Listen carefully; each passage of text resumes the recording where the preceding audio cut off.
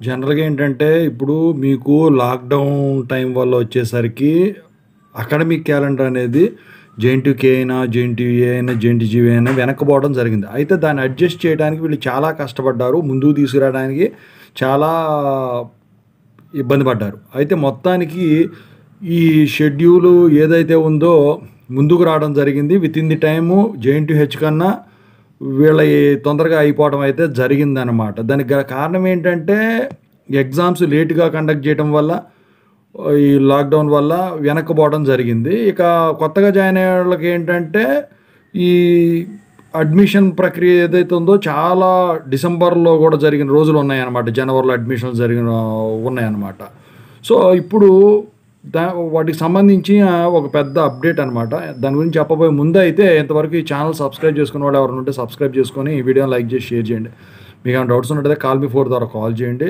Telugu engineering education Telegram ఛానల్‌లో join అవ్వండి. ఇక టాపిక్‌లో వెళితే ఏంట్రా బాబు అంటే, సో ఏఐసిటీ వచ్చేసరికి యూజీసీ, ఏఐసిటీ కలిసి ఉన్నాయి కాబట్టి ఇప్పుడు వచ్చేసరికి కొన్ని ఇన్‌స్ట్రక్షన్స్ పాస్ చేసింది. ఏంటంటే, మీకు వచ్చేసరికి ఇప్పుడు కొత్తగా జాయిన్ అయ్యే వాళ్ళు ఎవరైనా కానివ్వండి, ఆ అడ్మిషన్ ప్రక్రియ ఏదైతే ఉందో ఇప్పుడుకే సెటిల్ అయిపోయినాయి.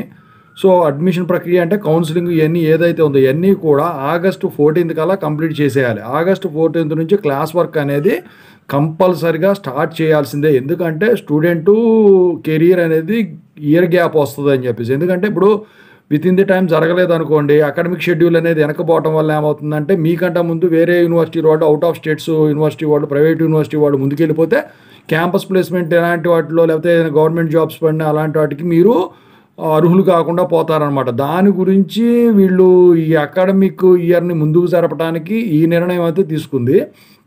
సో, అటు ఎటైనా కానివ్వండి, తెలంగాణ అయినా కానివ్వండి, ఆంధ్ర అయినా కానివ్వండి, క్లాస్ వర్క్ షెడ్యూల్ ఆగస్ట్ 14 నుంచి కొత్తగా జాయిన్ అయ్యేవాళ్ళు ఖచ్చితంగా అయితే జాయిన్ అవ్వాల్సిందే. క్లాస్ వర్క్ అనేది నడపాల్సిందే. ఈలోపే ఇన్స్పెక్షన్స్ కానీ, కౌన్సిలింగ్స్ కానీ ఏవైనా కానీ దానికి సంబంధించిన ఏవైనా ఉన్న పెండింగ్ ఉండడానికి వీలు లేదు అని చెప్పేసి.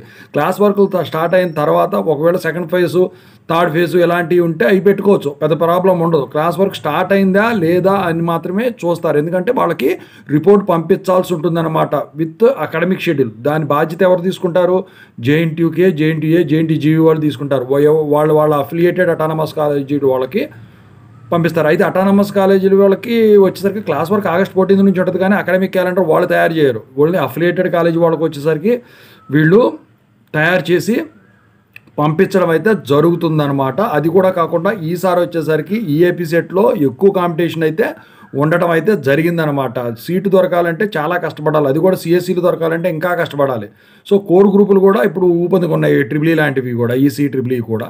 సో, మెకానికల్ లాంటివి కూడా. ఎందుకంటే బయట జాబ్స్ బాగా వాటి మీద ఇదవ్వటం వల్లననమాట.